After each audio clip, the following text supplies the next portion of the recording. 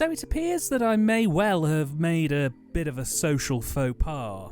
You see, I've been doing this for quite a while now, and in all the years I've been covering the sliding scale of quality that is cult cinema, I appear through sheer negligence to have completely avoided the career of a cult cinema legend. So today I'm hoping to correct that by taking a look at 1986's The Ninja Squad, a somewhat forgotten entry in the strange but endearing career of martial arts mangler Godfrey Ho. I'm sure most people coming to the channel will be familiar with Ho's raison d'etre, but we like to be inclusive here, so a little bit of background. Godfrey Ho is widely considered to be the Ed Wood of martial arts movies, which is mainly due to a form of filmmaking that he himself helped to pioneer. Ho could make films traditionally, but he's best known for two variations on cut-and-paste filmmaking. What he would do is simple.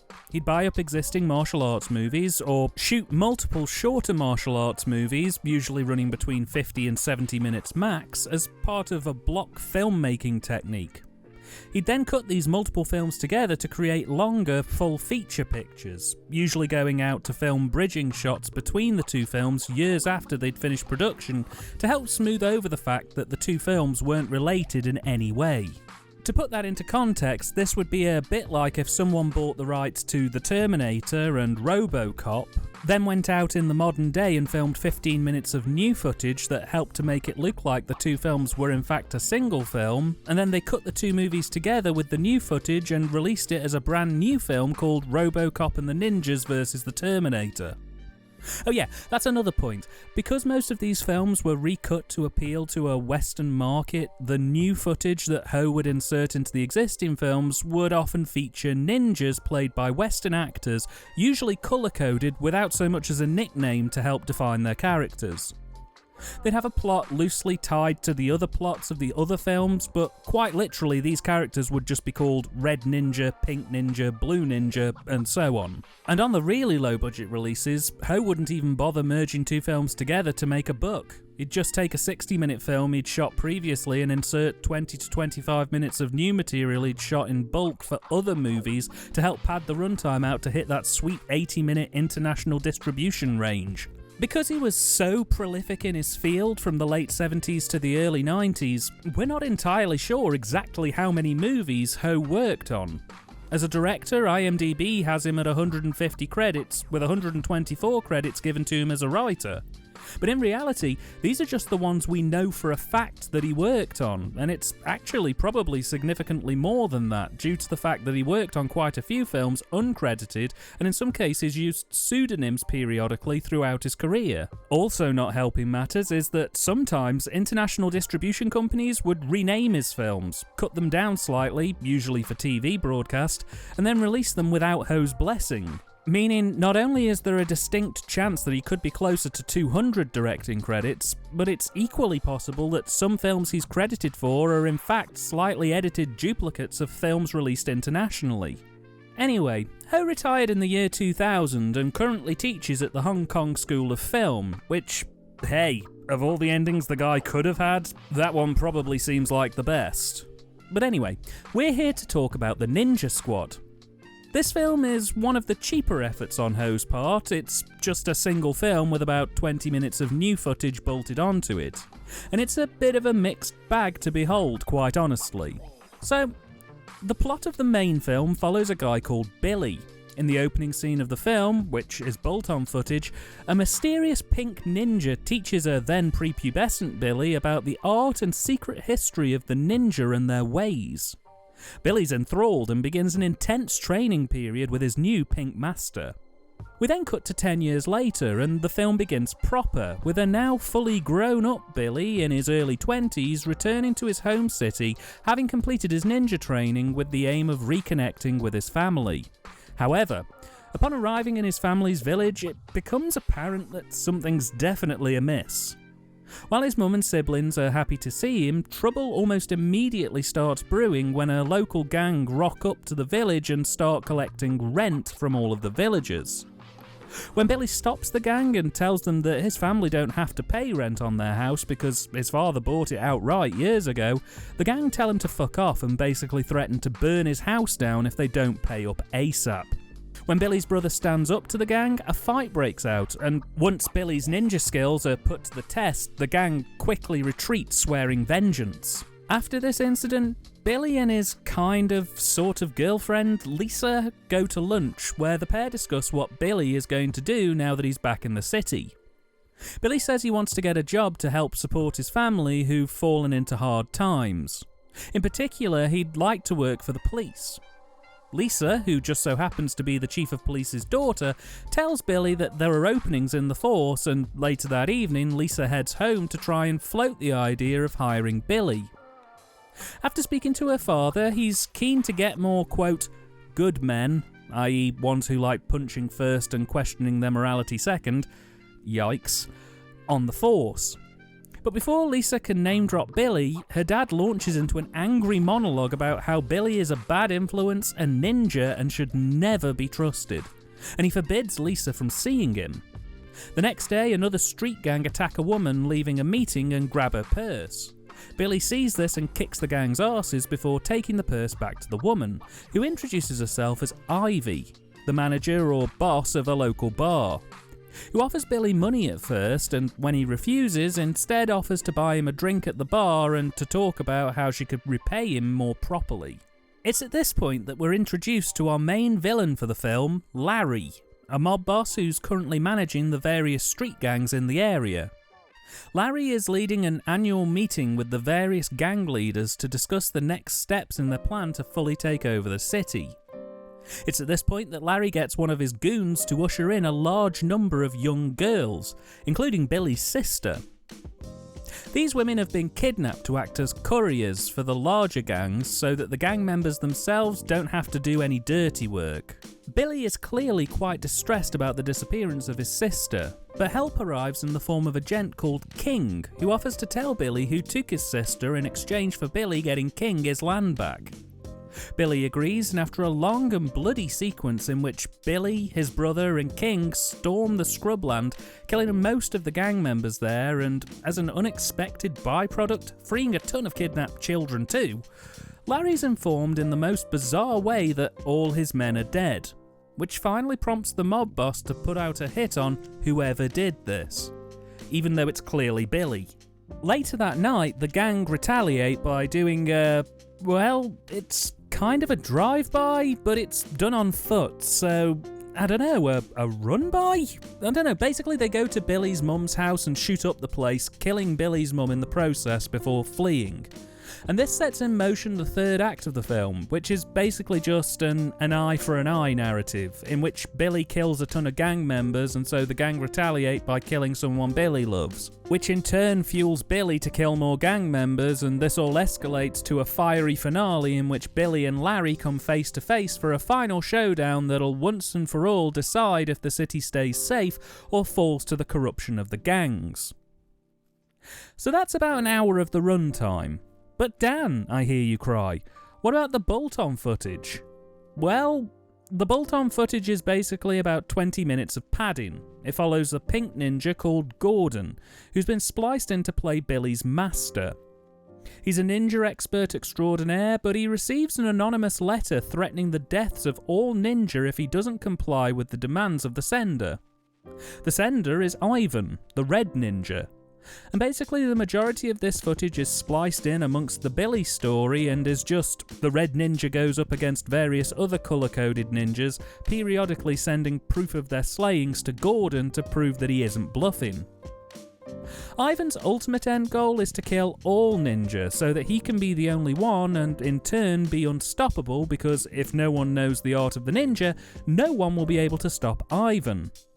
There's a big final fight between Gordon and Ivan, but really the whole thing's totally forgettable. The only overlap with the Billy plotline is the opening of the film, which could be removed with no issue, and one or two references throughout the film in which Gordon reads letters from Billy and has some kind of force power where Gordon can feel what Billy is up to. Other than that though, the two plots are completely separate. And that's the film. And quite honestly, both of these plots are some of the most simplistic I've come across on my travels through the martial arts subgenre.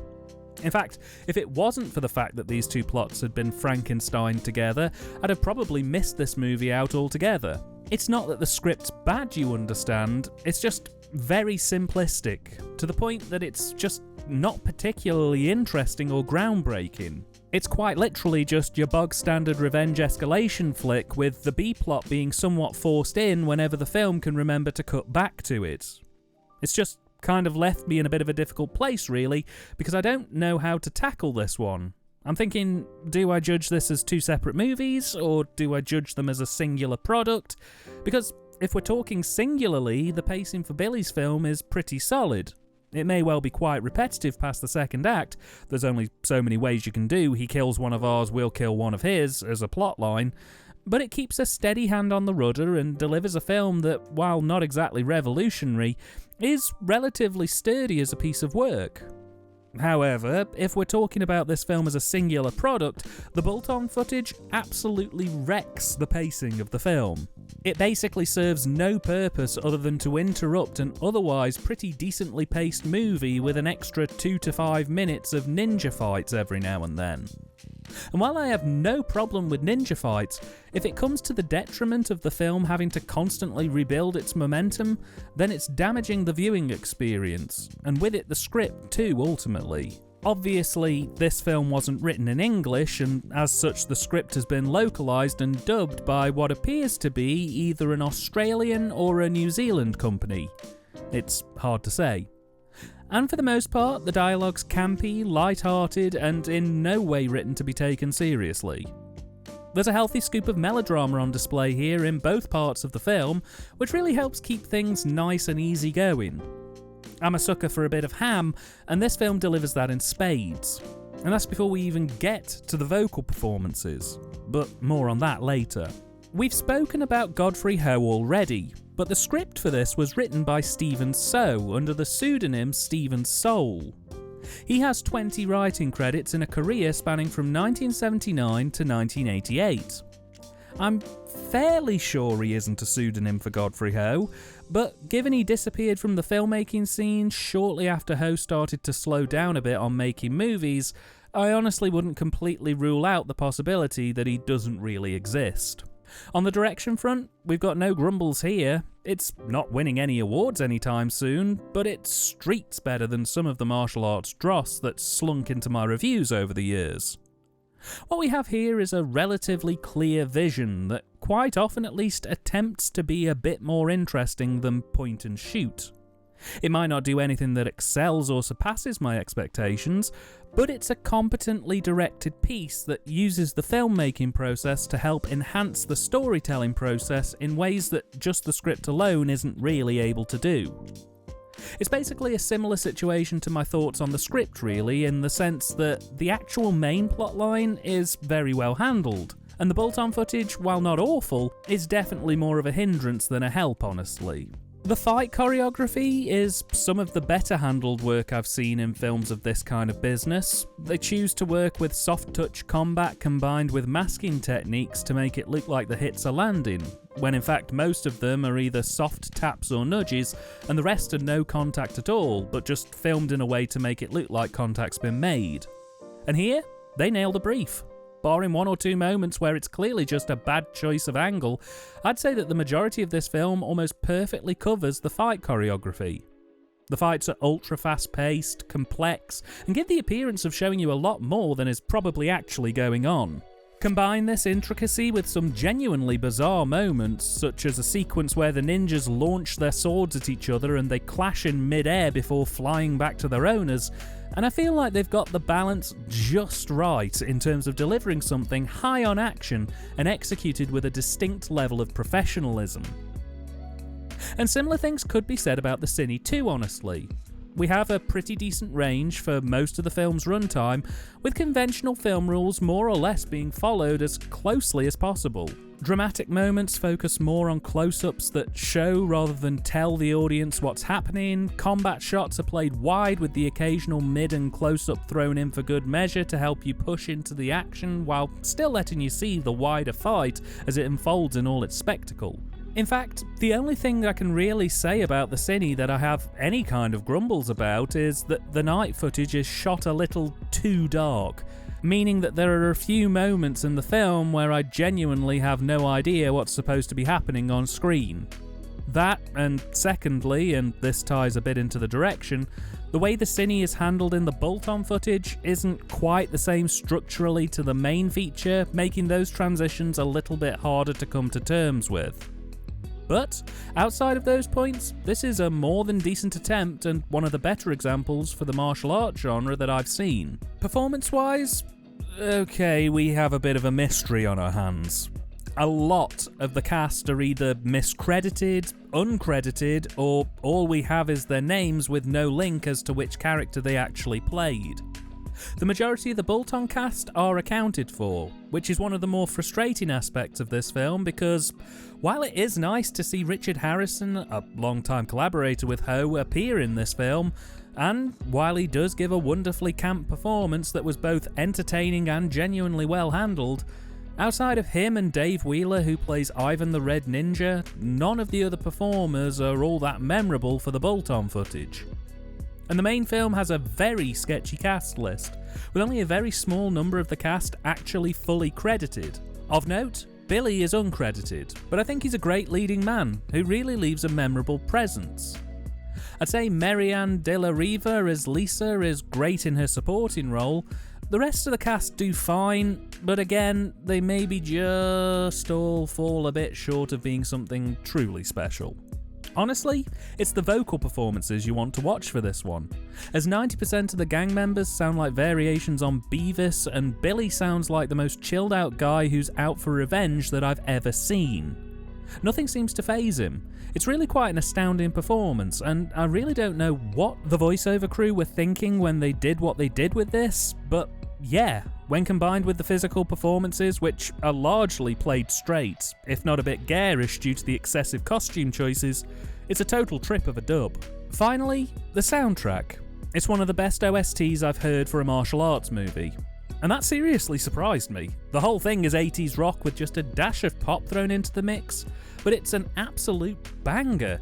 Seriously, one of the most impressive scores I've heard for a movie of this kind of scope and budget. I want this film's soundtrack on vinyl. I want a copy of this score for my car. I need this music in my life. And so do you. The Ninja Squad was released in its westernised format in 1987 and has been available in multiple formats and forms over the years. A TV version cut the runtime down to about an hour, and in the US it's been released multiple times on VHS under a couple of slightly different names. While it doesn't appear to have had a UK VHS release, there have been multiple releases across Europe and the US between 1987 and 1988, before it finally made the way to the UK in 2006, where it was released on DVD. And bizarrely, it was also available as a UMD release for the PSP of all things. Extras on this release are a bit thin on the ground. It's got a nice DVD menu with some previews for a couple of Godfrey's other movies, but that's about it. So far, it hasn't had the Blu-ray treatment, and I kind of wish it had, as it's actually a pretty decent film, all things being said, and giving this a good clean-up and some extras would probably only help enhance what is already a more than acceptable watch. The Ninja Squad is a mixed bag of an experience. While I can't deny that, on the whole, this film has a lot of good to offer, it is totally hindered by that extra footage. And the two sides end up totally diminishing what could have been two reasonably good movies. The total disconnect of the extra footage from the main film kills the pacing and energy that the main film had going for it. And contrasting that, because the main film is trying to do its own thing, it stops the B-plot of a ninja killer working his way up to fighting a ninja master from flourishing into something that could have otherwise been pretty decent. Separated, I think you'd have one excellent film and one alright film. Combined, I think you've got a Marmite feature on your hands. You'll either absolutely love the weird texture this hybrid movie has, or you'll hate how fractured it feels. Either way, I'm going to say check this one out. I think there's enough good in it that you might actually really get a kick out of it. I'll be keeping my copy, so it can't have been that bad.